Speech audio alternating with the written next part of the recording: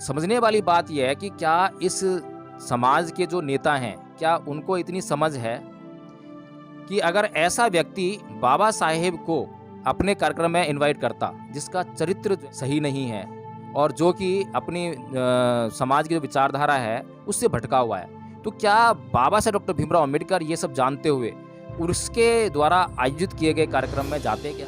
लोभ लालच को एंजॉय करने के लिए इन लोगों ने जो है अपना ज़मीर, अपना समाज, अपना देश सब कुछ बेच कर रख दिया है।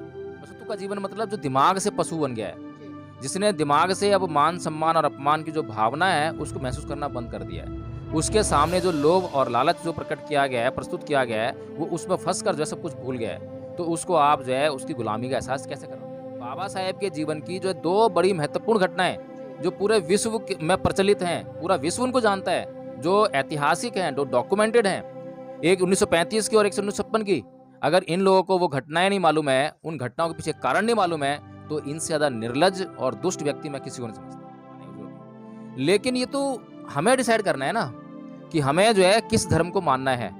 अगर हमें कोई भी धर्म शास्त्र, कोई भी धार्मिक किताब हमारा अपमान करती है, तो कोई हमें मजबूर तो नहीं कर रहा है कि उस धार्मिक किताब को हम पढ़ें, उस धर्म को हम मानें, उस धर्म के जो धार्मिक संस्थान है, मंदिर है, मस्जिद है, उसमें हम जाएं। उद्घाटन पर जो है राष्ट्रपति को नहीं बुलाया गया है, तो उनको तुरंत प्रभाव से जो है अपना त्याग पत्र देना चाहिए था और समाज को मैसेज देना चाहिए था कि ये जो सरकार है इसकी नीयत सही नहीं है। अगर कोई भी इनमें से, चाहे वो कोविंद जी हों, चाहे वो मुर्मू जी हों, अगर कोई भी अगर ये एक कदम उठा दे, तो वहीं से जो है पूरे देश का जो लोकतंत्र है, जो लोकतांत्रिक व्यवस्था है, उसको एक नई दिशा मिलने लगेगी। ये लोग जो हैं उस षड्यंत्र का हिस्सा बन रहे हैं, जिस षड्यंत्र के माध्यम से उनके समाज को बराबर गुलामी की ओर ढकेलने का प्रयास किया जा रहा है। पूरी दुनिया में तो डंका बजाया जा रहा है, गाना गाया जा रहा है कि हम लोग जो है समानता स्थापित कर रहे हैं, हम स्वतंत्रतावादी हैं, हम मानव अधिकारों को यहाँ पर जो स्थापित कर रहे हैं देश में जो है, और इसीलिए हमने जो है एक दलित को राष्ट्रपति बनाया है। लेकिन वहीं पर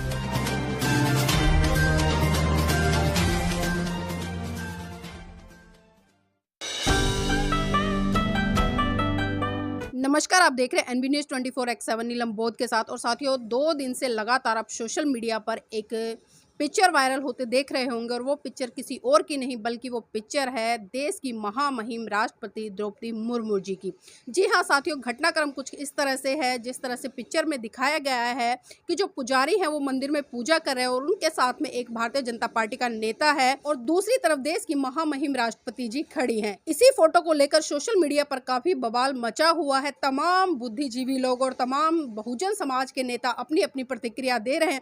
इसी कड़ी में जिस तरह से देखा, राजेंद्र पाल गौतम जी ने भी एक प्रेस कॉन्फ्रेंस की और इसी के साथ में स्वामी प्रसाद मौर्य व अन्य कई दलित नेता इस मुद्दे पर अपनी बात रखते नजर आए। और इसी कड़ी में आज मेरे साथ में एडवोकेट जय भीम प्रकाश जी हैं, उनसे भी जानना चाहूंगी सर, जिस तरह से हम देख रहे हैं भारत की प्रथम नागरिक माननीय महामहिम राष्ट्रपति जी, सर जिस तरह से अभी वर्तमान में जो ताजा ये घटनाक्रम निकल कर आया, इससे पहले भी हमने देखा देश के राष्ट्रपति जो पूर्व रहे हैं माननीय कोविंद जी, उनके साथ में भी कुछ इस तरह की घटना घटी कि जब वो मंदिर में गए तो मंदिर के पुजारियों ने उन्हें मंदिर में प्रवेश करने नहीं दिया, और यही घटनाक्रम एक बार फिर से दोहराया गया। तो सर इस घटना को आप किस तरह से देखते हैं? देखिए नीलम जी, हर एक संस्था के, हर परिवार के, हर समाज के अपने कायदे कानून होते हैं, नियम होते हैं। और आप देखेंगे कि जब हम गुरुद्वारा में जाते हैं तो उनका अपना एक नियम है कि सर पर कपड़ा होना चाहिए। अगर सर पर कपड़ा नहीं बांधा है तो वो आपको गुरुद्वारे में प्रवेश नहीं करने देते हैं जी। इसी तरह से हर एक धर्म के जो स्थल हैं उनके अपने कायदे कानून हैं, नियम हैं। अब ये आपके ऊपर डिपेंड करता है कि कहीं किसी कायदे कानून नियम से आपको इज्जत मिल रही है या बेइज्जती मिल रही है। अगर आपको जो है सम्मान नहीं बल्कि अपमान मिल रहा है, तो ये आपको तय करना है कि आपको वहाँ उस संस्था में जाना है या नहीं जाना है। लेकिन जो लोग इस अपमान को समझ ही ना पाएँ कि उनके हाथ में अपमान हो रहा है, तो उसके लिए तो मान सम्मान और अपमान जैसी कोई बात रह ही नहीं आती है। विशेष तौर पर जब से पूना पैक्ट साइन हुआ है, तब से तो ये बातें जो है बेकार हो गई हैं। और जो लोग हज़ारों सालों से जब गुलाम बनाए गए और गुलामी का जीवन जी रहे थे, तब उन्हें ये एहसास नहीं था कि वो गुलाम हैं।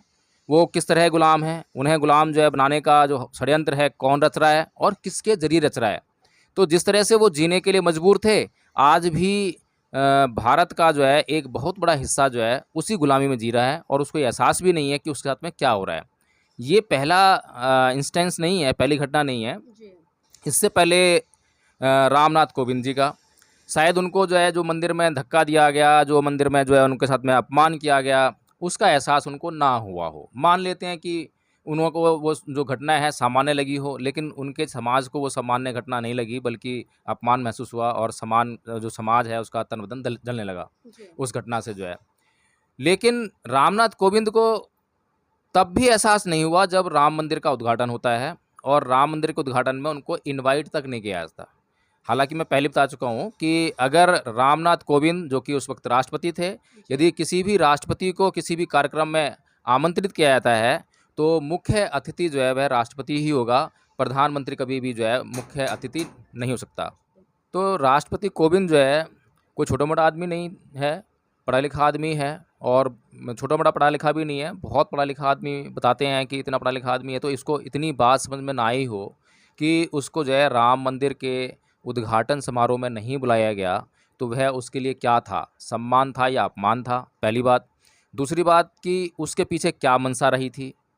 तीसरी बात, जिस समाज का वो प्रतिनिधित्व करके राष्ट्रपति पद पर पहुंचा और मोदी जी ने जो है पूरी दुनिया में ढिंढोरा पीटा कि हमने एक दलित को राष्ट्रपति बनाया है, तो उस समाज का प्रतिनिधित्व करते हुए उस समाज के लिए उन्होंने किस सम्मान को अर्जित किया, ये बात जो है तब तो समझ में आनी चाहिए थी। चलिए आपको जो है मंदिर में धक्के लगे, आपका अपमान हुआ, आपको वो महसूस नहीं हुआ, लेकिन जब आपको खुले तौर पर जो है आपका ये अपमान किया गया कि आपको इनवाइट तक नहीं किया गया, और जिस राम मंदिर के उद्घाटन में जो है आपके नाम का पत्थर लगना चाहिए था, अब वो जो है मोदी जी के नाम का पत्थर लगेगा। केवल मोदी जी के नाम का पत्थर लगे इसलिए आपको इनवाइट नहीं किया गया।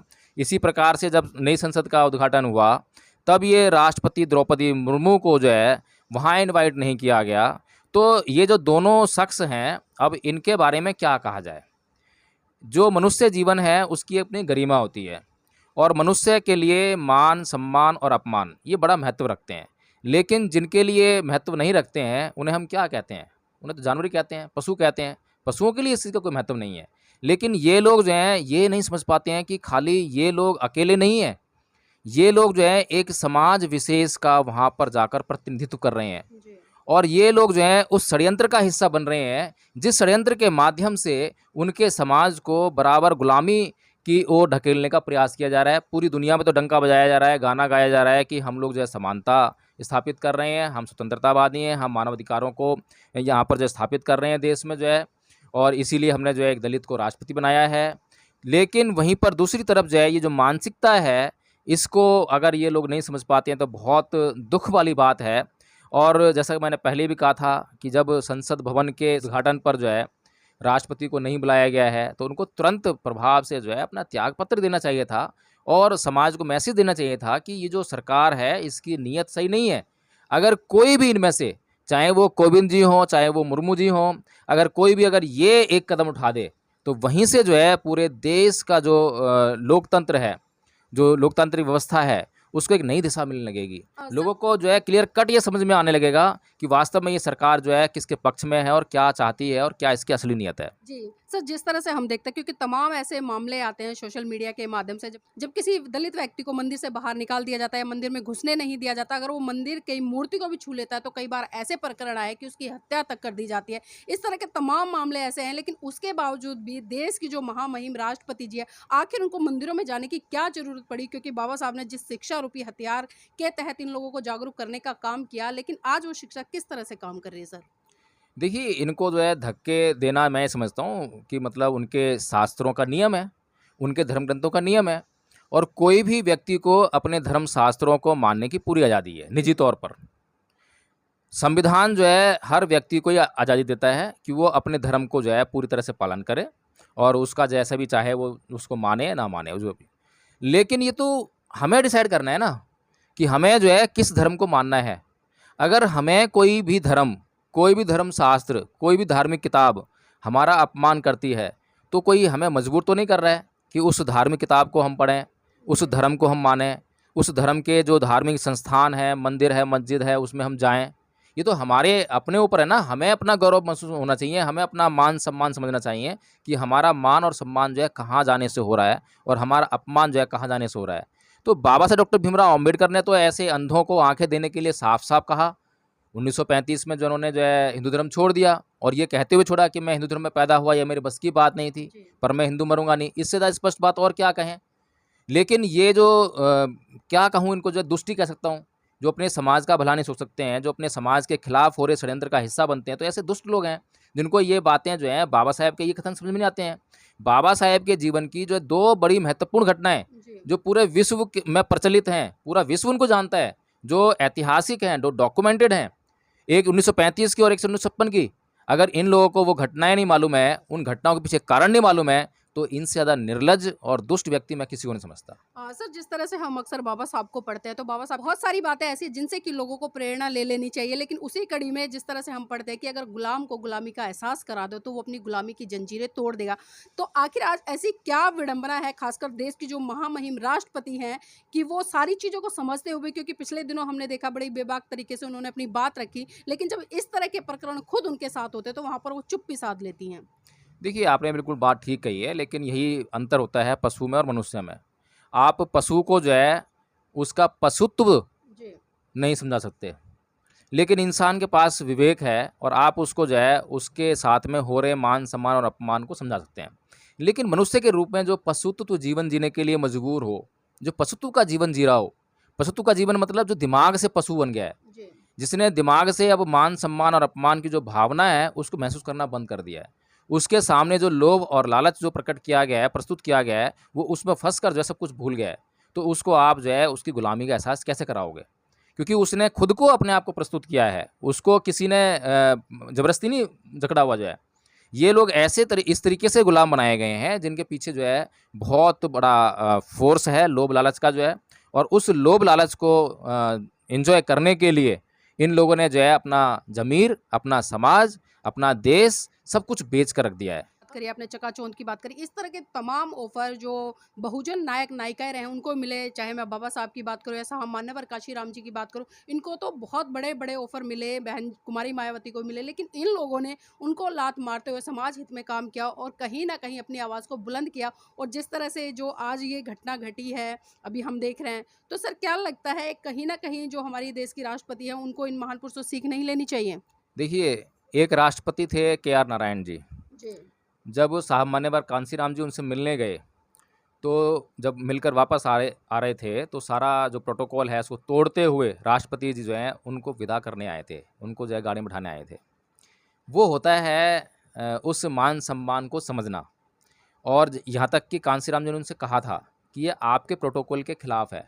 तो उन्होंने साफ-साफ कहा कि मेरा जो प्रोटोकॉल है वो टूटने से कुछ बड़ी बात नहीं होगी, लेकिन आप जैसा महामानव जो है सदियों में एक बार पैदा होता है। लेकिन अगर मैंने आपको ये सम्मान नहीं दिया तो वो बहुत बड़ी बात हो जाएगी, इसलिए ये बहुत ज़रूरी है। तो ऐसे ये जो मैं इनके लिए कई शब्द इस्तेमाल कर रहा हूँ, मुझे भी अच्छे नहीं लग रहे इनके लिए ये शब्द इस्तेमाल करते हुए, लेकिन मन के अंदर बहुत पीड़ा है, जी। बहुत ज़बरदस्त पीड़ा है कि हमारे समाज का ये हिस्सा है और उस समाज का हिस्सा है जो कि पढ़ा-लिखा समाज जिसे कहा जाता है। बहुत पढ़े-लिखे लोग हैं ये जो है, हर बात को ये जो है जानते हैं, समझते हैं, और अगर नहीं जानते हैं, नहीं समझते हैं तो इनके पास वो क्षमता है कि वो जान सकते हैं, समझ सकते हैं। बाबा साहब डॉक्टर भीमराव अम्बेडकर के द्वारा लिखे हुए सारे वॉल्यूम्स को अगर ये पढ़ लें, तो एक पल भी उस जगह नहीं रह सकते जहाँ पर ये मौजूद हैं। बीजेपी पार्टी का हिस्सा नहीं बन सकते, आरएसएस का हिस्सा नहीं बन सकते, किसी मंदिर मस्जिद में जा नहीं सकते। जी। बाबा साहब डॉक्टर भीमराव अम्बेडकर ने अपने साहित्य का एक बहुत बड़ा हिस्सा जो है केवल यह बताने में लगाया कि ये हिंदू धर्म को मैंने क्यों छोड़ा है, हिंदू धर्म में क्या-क्या बुराइयाँ हैं। उन्होंने जो है अपने साहित्य का हिस्सा जो है किसी और धर्म को नहीं बनाया, ना मुसलमान धर्म के खिलाफ लिखा है, ना ईसाई धर्म के खिलाफ लिखा है, किसी के खिलाफ नहीं लिखा। केवल और केवल जो है इसी जो हिंदू धर्म है इसके खिलाफ, इसके बारे में बताते हुए, खिलाफ मैं कह रहा हूँ, खैर शब्द जो है उचित नहीं है, इसके कहेंगे कि उसका रहस्य उद्घाटन करते हुए जो है कि उसके अंदर क्या-क्या बीमारियाँ हैं, क्या-क्या बुराइयाँ हैं। अगर उसके साथ में अगर हमारा समाज जो है अभी भी चिपका रहता है, अगर अभी भी मंदिर में प्रवेश करने की ज़िद करता है, मंदिर जाने की ज़िद करता है, तो उसको क्या-क्या परिणाम भुगतने पड़ेंगे, ये सब कुछ लिखा हुआ है। लेकिन अगर ये उसे अगर पढ़ते नहीं हैं, समझते नहीं हैं, जानने का प्रयास नहीं करते, तो इनका कुछ नहीं हो सकता। सर, जिस तरह से हम बाबा साहब को पढ़ते हैं, तो बाबा साहब ने साफ-साफ कहा है कि दुश्मन और दोस्त में पहचान होनी चाहिए। खासकर उन्होंने शिक्षा के से जोड़ते हुए कहा है कि मैं शिक्षित व्यक्ति उसको मानता हूँ जो अपने दुश्मन की पहचान रखता है। तो इस पर क्या कहेंगे सर? देखिए, ये बात ठीक है कि मैं शिक्षित उस व्यक्ति को मानता हूँ जो अपने दुश्मन की पहचान रखता है। इसके साथ में जो बाबा साहब का नारा है कि शिक्षित बनो, जी। तो आज ऐसा नहीं है कि हमारा समाज शिक्षित नहीं है। आज जितने भी सांसद हैं, 131 सांसद हैं जो कि इस समाज से जाते हैं, वो सभी शिक्षित हैं। कोई भी मैं समझ रहा हूँ कम से कम ग्रेजुएट से कम तो नहीं होगा। जितने भी आईएएस, आईपीएस हैं, कोई अनपढ़ नहीं है, पढ़ाई-लिखाई करके ही शिक्षित होकर ही वहाँ पहुँचे हैं। जी। जितने भी एमएलए और आपके जो है जो काउंसलर वगैरह जितने भी मतलब जो है राजनीतिक पद पर लोग पहुँचे हैं आरक्षण के ज़रिए, वो सभी लोग जो हैं शिक्षित हैं, पढ़े-लिखे हैं। लेकिन समस्या ये है कि वो कौन-सी शिक्षा से शिक्षित हैं। उनको जो है जो शिक्षा है, वो जो बाबा साहब डॉक्टर भीमराव अम्बेडकर का जो मिशन मूवमेंट है, उसकी शिक्षा नहीं है। शिक्षित होने का जो मतलब है, वो ये है कि आप अपने जो आपके अंदर जो क्षमताएँ हैं, उनको पहचान सको। आपके अंदर एक वो जो विश्वास है वो होना चाहिए। आपको मैं उदाहरण देता हूँ कि जब मान्यवर कांशीराम जी जो है मायावती जी से ये कह रहे थे कि आप आईएएस की तैयारी कर रहे हैं, वो छोड़िए, जी। मैं आपको उस मुकाम पे पहुँचा दूँगा जहाँ सैकड़ों आईएएस जो हैं आपके पीछे घूमेंगे। तो ये जो शिक्षा का जो महत्व है ये है। अब राष्ट्रपति मुर्मू जो हैं, वो उस पद पर पहुँच चुकी हैं जहाँ पर सैकड़ों आईएएस जो हैं उनके आगे-पीछे घूमते हैं। तो उन्हें ये इस बात का एहसास होना चाहिए कि मेरी गरिमा क्या है? मेरी गरिमा ये है कि मेरी सेवा में जो है सैकड़ों आईएएस, आईपीएस जो है लगे हुए हैं। अब अगर ऐसा व्यक्ति जो है मंदिर में जाता है और वो अनपढ़ गँवार जो पुजारी है, उसके सामने जो है नतमस्तक होता है, उसके कहने से जो है उस बैरिकेडिंग के पीछे खड़ा हो जाता है और वो जैसा कहता है वैसा ही करता है, तो वो मैं समझ रहा हूँ कि उनकी शिक्षा पर बहुत बड़ा सवालिया निशान है। उनके जो अस्तित्व पर, उनकी अस्मिता पर जी। बहुत बड़ा सवालिया निशान लगता है। सर, जाते-जाते एक आखिरी सवाल लेना चाहूँगी क्योंकि इस तरह की घटनाएँ हम लगातार देखते हैं, लेकिन उसके बावजूद भी ऐसा बेसिक कारण क्या रह जाता है या ऐसा कौन-सा लालच होता है कि ये लोग अपनी पद प्रतिष्ठा को छोड़कर उस विचारधारा की तरफ नहीं बढ़ते, जिस विचारधारा के तहत बाबा साहब ने इस देश का संविधान लिखा और खासकर महिलाओं के लिए तमाम हक अधिकार दिए। अगर बाबा साहब का संविधान नहीं होता तो देश की माननीय राष्ट्रपति जी राष्ट्रपति नहीं होती। तो क्या मैसेज देना चाहेंगे सर? देखिए, मैसेज तो एक ही है कि आपने एक राजनीतिक युद्ध जो है, एक महायोद्धा की लड़ाई से जो है जीत लिया। लेकिन उस महायोद्धा ने जो है, बाबा साहब डॉक्टर भीमराव अम्बेडकर के उस कथन को भली-भाँति समझा कि इस देश में जो है सांस्कृतिक युद्ध चल रहा है, कोई राजनीतिक युद्ध नहीं है। और वह सांस्कृतिक युद्ध जो है ब्राह्मणवाद और श्रमणवाद के बीच में है। और उसको समझते हुए बाबा साहब डॉक्टर अम्बेडकर ने ये कहा था कि अगर राजनीतिक सत्ता को प्राप्त करना है, तो जी। उसके लिए आपको अपनी गैर राजनीतिक जड़ें मजबूत करनी होंगी। अब वो गैर राजनीतिक जड़ें क्या हैं? वो गैर राजनीतिक जड़ें बाबा साहब कहते हैं कि जिस समाज के धार्मिक और सामाजिक आंदोलन जो है मजबूत होते हैं, उसकी जो है राजनीति जो है मजबूत होती है। इस बात को समझते हुए कांशीराम जी ने जो है ये तय किया कि इस देश में जो परिस्थितियाँ थीं उस टाइम जो है, तो सबसे पहले उन्होंने ये देखा कि धार्मिक आंदोलन पॉसिबल नहीं था, इसीलिए उन्होंने सामाजिक आंदोलन के तहत जो है राजनीतिक सत्ता प्राप्त की। और उसके बाद जो है वो बिल्कुल सीधे धार्मिक आंदोलन की तरफ मूव कर गए थे। इसीलिए हमने धम्मपद ट्रस्ट के माध्यम से उनको जो है बोधिसत्व की उपाधि दी है और बोधिसत्व मान्यवर साहब कांशीराम जी कह के उनको संबोधित करते हैं हम जो है।